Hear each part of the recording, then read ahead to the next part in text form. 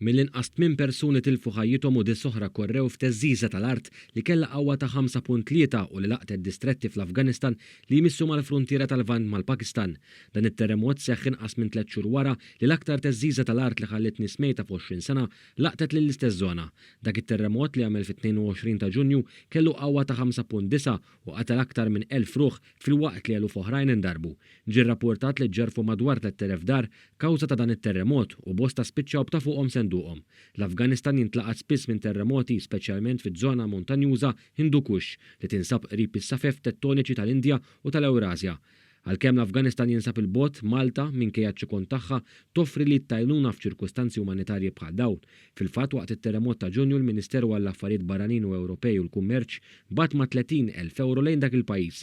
Dwar dan tkellimna mad-Direttur Ġenerali tad-Direttorat Ġenerali għall-Affarijiet Globali, l-Iżvilupp Internazzjonali u Affarijiet Ekonomiċi tal-Ministeru, Neville Aquilina, u spjega fejn qed tmur l-għajnuna finanzjarja li offrit Malta.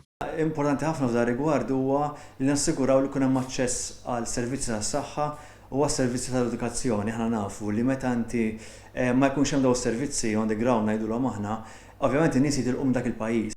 Aquilina spjega wkoll kif din l-għajnuna se tkun qed tindirizza problemi bħal dawk tal-migrazzjoni biex bekk jittaffa l-pis li tintrefa minn pajjiżi oħrajn wara li persuni mill-Afganistan jemigraw barra mill-pajjiż.